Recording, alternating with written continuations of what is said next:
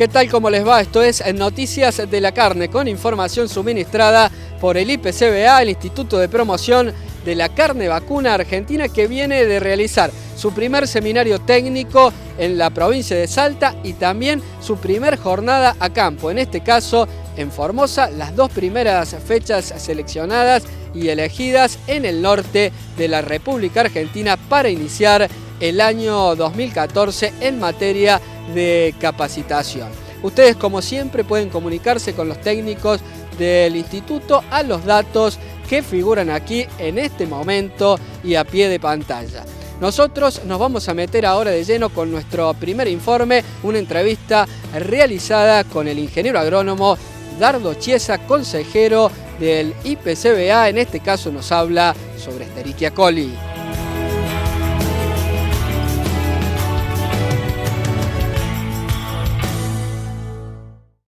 El año pasado la Argentina tuvo una serie de episodios en la Unión Europea de embarques que fueron detenidos por presencia de Escherichia coli. ¿Cómo se está trabajando desde el Instituto de Promoción de Carne Vacuna en este sentido?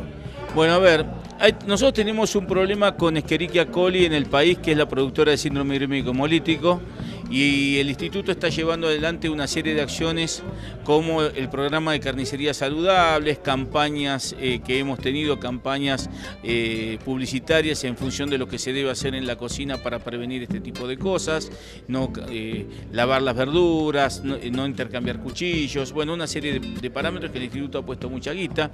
Hemos trabajado fuertemente en generar acciones de prevención y también hemos trabajado en llevar a la Unión Europea conceptos de racionalidad en la manera en que deben ser tratadas las muestras o cómo se debe analizar la carne que llega. Escherichia coli es una bacteria que está presente en la materia fecal, pero no todas las cepas de coli producen enfermedad. Hay 6 cepas que producen enfermedad. Cuando llegaban los containers nuestros a la Unión Europea, nos encontramos que la sola presencia de coli, sin determinar la cepa, llevaba consigo el rechazo de la mercadería, y esto es una pérdida millonaria. Estados Unidos lo tiene bien determinado.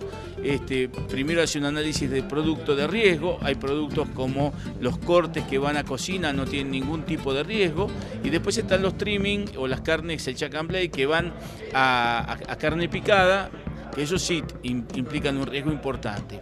Entonces Estados Unidos separa los riesgos, separa las maneras que se miden y después interdicta containers si aparece alguna de las 6 cepas que producen la enfermedad. Esto Unión Europea no lo hace. Nosotros hemos generado información para la Unión Europea de cómo se trata el tema, le hemos dado información de cómo son los tratamientos en Argentina, hemos validado un laboratorio de referencia de coli de la Unión Europea que funciona en la Universidad Nacional de La Plata. Esto es nuevito, y ahora estamos trabajando en los protocolos de calidad o los stands sanitarios para las carnes dentro de la Argentina, porque nos pasa que cuando nos dice, bueno, vamos a comparar los stands de calidad que tiene Europa con los de Argentina, resulta que acá en Argentina no lo tenemos bien escrito, y eso hay que ponerlo bien. En definitiva, ¿qué estamos haciendo? Estamos poniendo toda la batería de ciencia y tecnología de la que disponemos para poder garantizar la calidad y la sanidad de nuestras carnes, tanto en el mercado europeo, internacional, como en el mercado interno.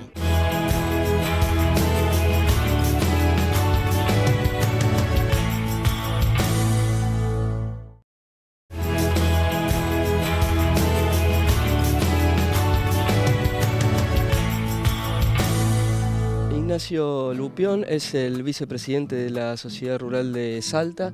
Nos encontramos en una recorrida por una finca muy importante que realmente nos ha llamado mucho la atención.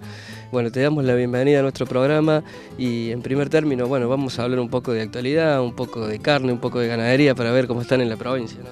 Bueno, muchas gracias desde ya por la visita. Nosotros en Salta siempre tratamos de recibir, y sobre todo a los medios de prensa cuando nos vienen a visitar, porque creo que la forma de mostrarles lo que estamos haciendo y lo que queremos llegar a hacer en Salta es la forma más transparente para que vean y visiten, ¿no? Bueno, la realidad, yo creo que no somos ajenos a la realidad de toda Argentina, en la realidad ganadera que estamos viviendo. Estamos en situaciones, yo diría, complicadas, venimos saliendo de una seca muy fuerte que nos tocó en los últimos 2 años en la provincia de Salta. Esa seca hizo que el stock de la provincia baje en forma considerable. También, por supuesto, también ayudado por la crisis económica que está viviendo el sector. Recién acaban de subir los terneros un 30% del valor, cuando después de 3 años que no nos subía, o sea que ni siquiera llegamos a compensar la inflación con la suba del último ternero. Entonces es una situación que yo creo que es muy difícil. Para que vuelva a subir el stock ganadero de la provincia necesitamos inversiones. Mientras no haya previsibilidad ni sepamos hacia dónde vamos en el sector ganadero, creo que esas inversiones no van a aparecer. Entonces, bueno, yo creo que es refundar lo que yo digo, que por ahí hay que refundar la actividad agropecuaria en general en la provincia para ver hacia dónde vamos. ¿Y con qué cantidad de cabezas cuenta en la actualidad la provincia de Salta y cuáles son los planteos productivos más frecuentes que se pueden ver en los campos? La provincia de Salta, con el último dato oficial que tenemos, que es la vacunación antiaftosa del año pasado, estábamos en 1.050.000 cabezas. Estimaciones privadas por los grupos CREA y por distintas estimaciones o datos que pedimos nosotros a los productores, calculamos que bajó un 30% del stock de la provincia, o sea, estamos entre 700 y 800.000 cabezas. Cuando Salta fue en los últimos 10 años la provincia que porcentualmente más crecía en el stock. Llegamos a crecer hasta un 15% anual porque es una de las últimas zonas del país para colonizar. Nosotros en Salta tenemos 3 millones de hectáreas disponibles para recibir hacienda, con cierto desarrollo. Hoy son hectáreas que son ganaderas, pero son una ganadería a monte, una ganadería que no tiene, sin infraestructura y sin tecnología. Lo que creo que hay que hacer es desarrollar esas hectáreas, darles tecnología para que sean más productivas. Hoy en esas hectáreas hay una vaca cada 20 hectáreas. En el campo desarrollado tenemos una vaca por hectárea. Entonces creo que el potencial ganadero que tiene la provincia de Salta debe ser uno de los potenciales más dormidos que existen en el resto del país. Lo que se hace en Salta es ciclo completo, desde cría, recría e invernada y terminación a fieldo, porque también en Salta es muy, esas zonas que yo te estaba hablando, de esas 3 millones de hectáreas, es una zona de cría, pero a su vez está rodeada por un cinturón sojero y maicero muy importante. En Salta casi tenemos 1 millón de hectáreas agrícolas. Esas hectáreas agrícolas con un maíz de un 20%, un 15%, es un maíz que el 95% de ese maíz se va fuera de la provincia. Y también tenemos el maíz más barato del país, porque son el maíz que más lejos del puerto de Rosario se encuentra. No sé si me explico en esa. Entonces, en esta coyuntura en que nos encontramos, creo que Salta, el potencial que tiene ganadero es muy importante. Ignacio, ¿dónde estamos ubicados ahora haciendo la nota? ¿Qué tipo de planteo se puede observar aquí? Sabemos que es un campo bastante grande. Es un campo grande que tiene desarrolladas 2.000 hectáreas. Era un campo que era ganadero, con una ganadería a monte, que se empezó a abrir por medio de picadas y por medio de limpiezas del renoval de esos campos, y hoy se implantó casi 2.000 hectáreas de Buffel, que es una pastura subtropical, también acompañado algo con Gatton Panic.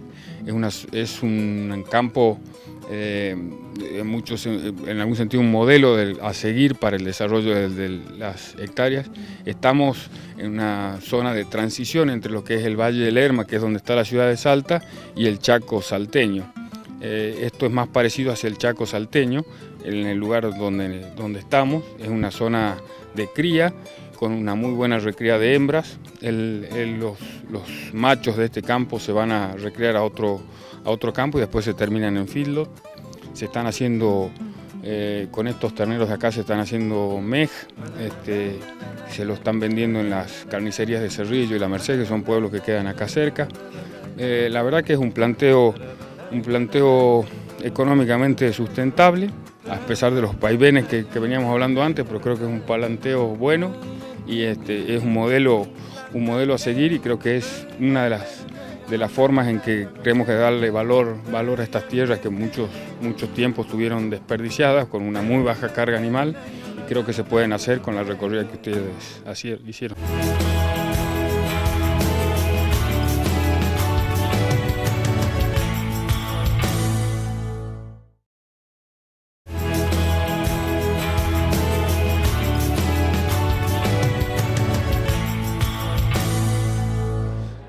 Bueno, la primera es que traten de ser eficientes en cuanto a la eficiencia de conversión del alimento en carne a los sistemas a corral o de feedlot. Tratar de hacer hincapié en incrementar el peso medio de faena, no solamente para, una vez que vendamos el producto, obtener más ingresos por ese producto, sino para poder diluir el peso de la compra, de la reposición, ya que hoy tenemos una relación compra-venta, como hablé en el auditorio, bastante elevada, ¿sí? Bastante desfavorable. Generalmente la relación compra-venta oscila el 10 al 15% por arriba, el precio de la reposición por arriba del gordo, y hoy por hoy estamos hablando de valores de entre un 25 y un 30% por arriba. O sea, una relación compra-venta de 1,25, 1,30, muy superior a lo que estamos acostumbrados, por ende hay que meterle más kilos a cada cabeza que mandamos a faena. Hablaste de la categoría del macho entero joven, digamos, ¿cómo puede lograrse? ¿Cómo puede hacerle el productor para ser eficiente? ¿Tuviste preguntas sobre eso? Así es. Un poco hablando del macho entero joven, así a grandes rasgos y a distintos niveles de producción, son todas ventajas a la hora de producir macho entero joven. Cuando hablamos del subsistema de cría, el criador obtiene más kilos por unidad de producto también al vender el ternero y habiéndolo dejado entero, ya que la castración, durante la castración, posterior a la castración, se pierden bastantes kilos, o mejor dicho, un poco que se pierden kilos y un poco que se deja de ganar, porque el animal se estresa y los próximos 15 a 20 días, posterior a la castración, disminuye mucho el consumo. Por ende, a un mismo momento, ¿sí?, de destete, logramos un animal más pesado cuando está entero versus el castrado.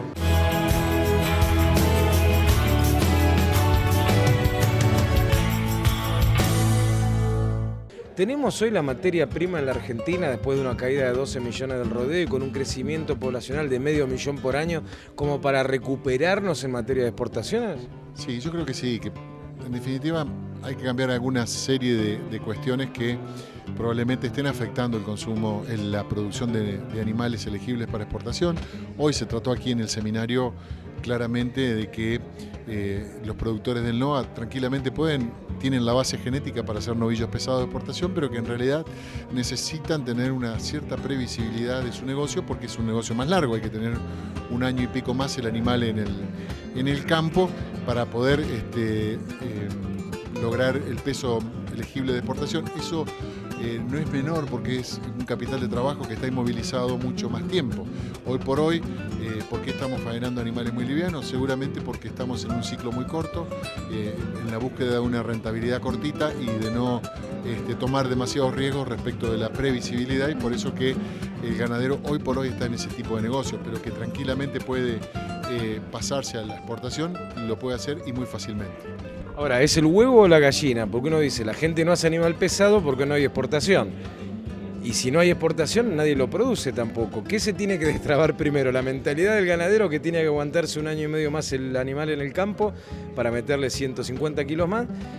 ¿O las políticas públicas tienen que incentivar la exportación para que la gente vuelva a producir pesado? Yo creo que es toda una combinación de factores. Las políticas públicas, por supuesto, que son muy importantes para darle previsibilidad y una idea de cómo va a estar el negocio al productor, y va a tomar sus decisiones en base a esa perspectiva de políticas que pueda llegar a tener. Entonces, creo que va todo enlazado y el mundo nos está esperando. Yo creo que la exportación de carne, que no es todo, nuestro consumo interno es una fortaleza, vuelvo a decirlo, no hay que demonizar el consumo interno argentino, al contrario, es una de las grandes fortalezas de la cadena de granados y carnes de la Argentina, tener un consumo interno tan fuerte, porque hoy estamos en un ciclo positivo de los commodities de carne internacionales, pero puede ocurrir que dentro de 10 años nos encontremos con un ciclo negativo, y ese ciclo negativo, ¿cómo se sobrelleva? Con un consumo interno fuerte como es el que tenemos.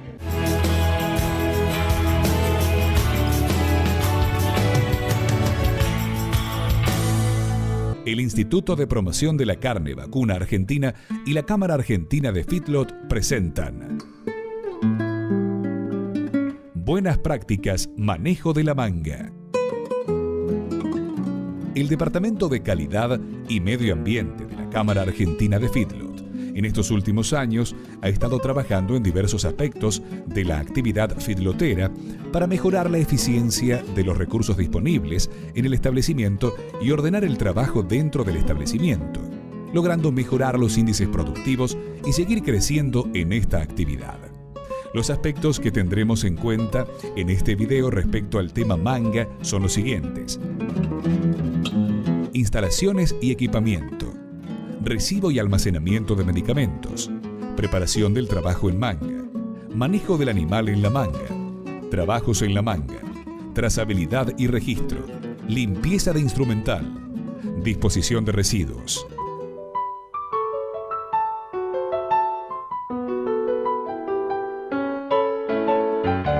Todas las instalaciones, recorridos y corrales deben estar en buenas condiciones para evitar golpes y minimizar las situaciones de estrés. Deben contar con las mínimas comodidades necesarias para el manejo de los animales y facilitar el trabajo del personal. Las instalaciones deben tener un mantenimiento constante, a través de inspecciones diarias o rutinarias para determinar reparaciones, evitando así que alguna rotura pase a ser peligrosa o dañina para los animales y o los empleados.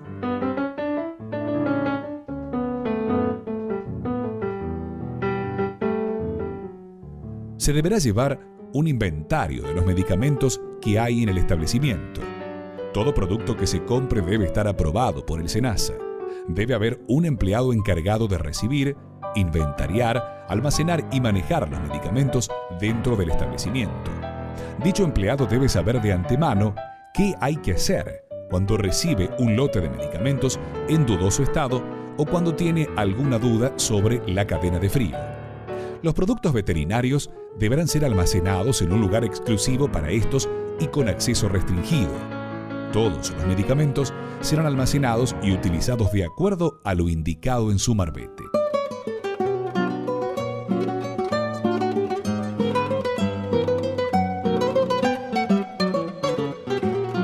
Chequear la zona por la que se va a trasladar a los animales y la zona de trabajo para eliminar posibles distracciones como elementos que generen sombras y contrastes fuertes de luz por donde circula la hacienda, reflejos de agua o vehículos, ropa colgada, ruidos, personas paradas en lugares inadecuados. Asegurarse que el área de trabajo tenga la correcta iluminación. Preparar la manga para que todo esté cómodo y a mano.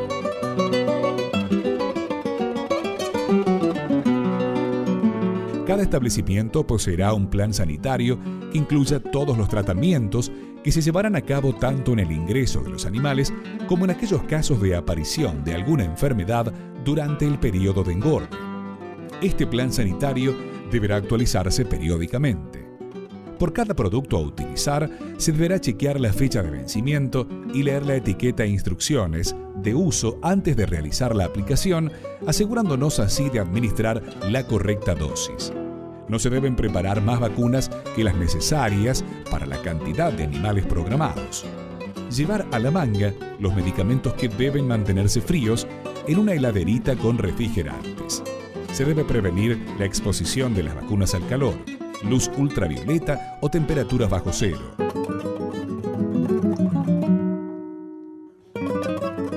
Es muy importante manejar y tratar a los animales de forma tranquila y evitando conductas agresivas tales como gritos, azotes, pechazos, garrotazos, puntapiés, choques de picana eléctrica y corridas con perros.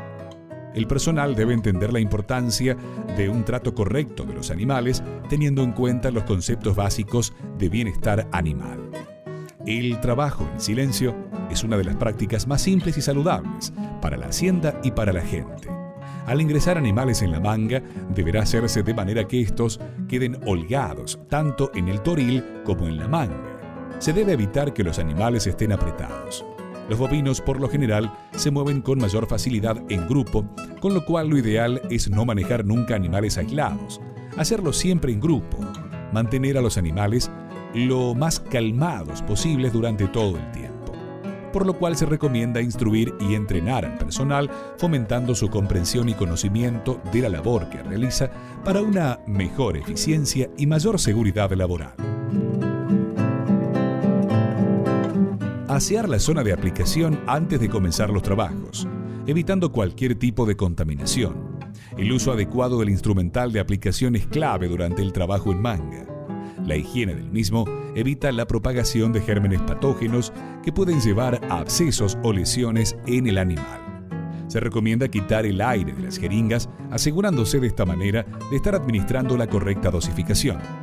Se seleccionará la aguja a utilizar de acuerdo a los siguientes parámetros: el tamaño de la aguja de acuerdo al tamaño del animal, el diámetro de la aguja de acuerdo a la viscosidad del producto a administrar, el largo de la aguja de acuerdo a la ruta de administración. Según la vía de administración, las vacunas se pueden dividir en intravenosa.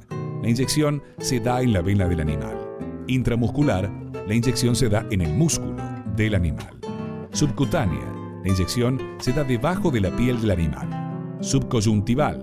La inyección se aplica en el sector de la esclerótica.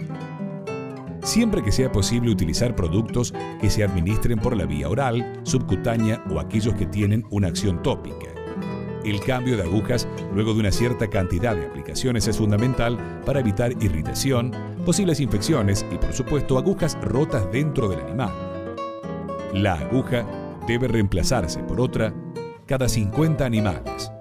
Si se dobla, si se contaminan con heces, suciedad o productos irritantes, si la punta de la aguja está dañada, entre animales con enfermedades infecciosas, basado en las instrucciones del veterinario a cargo del establecimiento.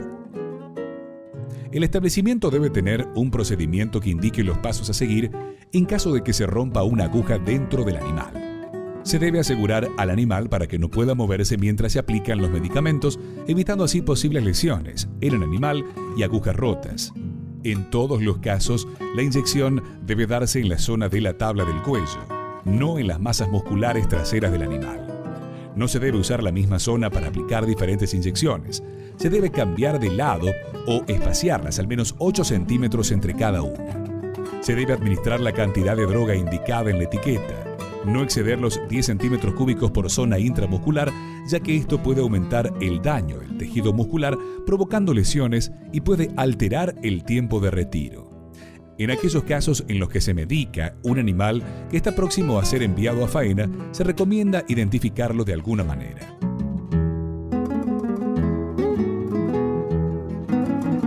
En el establecimiento deberá haber un registro de todos los productos utilizados. Esto es útil para evaluar la efectividad del plan sanitario y para tener un seguimiento del tiempo de retiro de los animales y para poder, en caso de abscesos o inconvenientes con los animales, rastrear las vacunas aplicadas y sus números de serie y poder tomar las medidas adecuadas. Llevar un registro de toda actividad que se lleva a cabo en la manga para cada animal. Identificación del animal, castración, diagnóstico, temperatura, la vacunación que se realizó y medicamentos aplicados. Hay que recordar que se debe dar cumplimiento a la resolución SENASA 666/2011 que crea el libro de registro de tratamientos donde se debe consignar fecha de inicio del tratamiento, especie, identificación del animal o lote, nombre comercial del producto y número de certificado SENASA, lote y serie del producto, fecha de finalización del tratamiento, cantidad de días de retiro, firma, nombre y apellido del aplicador, nombre y apellido del profesional veterinario interviniente. Idealmente estos registros deben guardarse de 1 o 2 años. En caso de ser necesario, evaluar los registros y los tratamientos regularmente con el veterinario.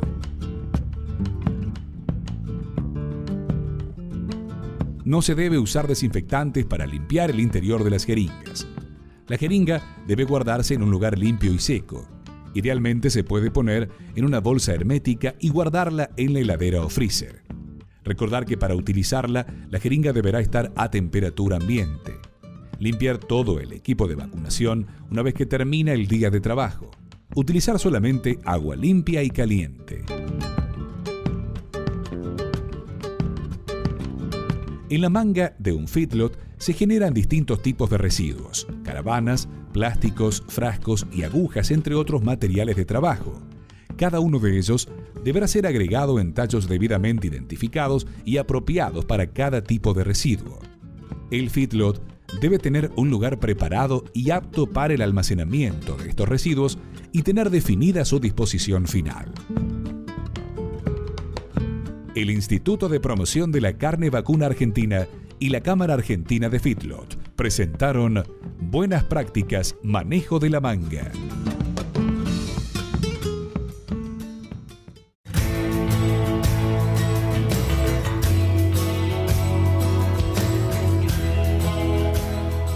Bueno, así de esta manera cerramos este nuevo Noticias de la Carne con información suministrada por el IPCBA, el Instituto de Promoción de la Carne Vacuna Argentina, que como decíamos en la apertura, viene de realizar sus primeros eventos en el año 2014, un seminario técnico en Salta, la jornada campo en Formosa, y ya les vamos a estar anunciando a todos ustedes y en este programa cuáles serán las próximas fechas destinadas en el interior de la República Argentina. En este caso ustedes pueden comunicarse con los técnicos del instituto por temas de inquietud que tengan que ver con la ganadería en el mercado nacional o en el mercado internacional, a los datos que figuran aquí a pie de pantalla y en este momento. Nosotros así nos estamos despidiendo hasta dentro de 7 días, cuando nuevamente regresemos con esta propuesta que hemos denominado Noticias de la Carne para toda la República Argentina, con información suministrada por el IPCBA.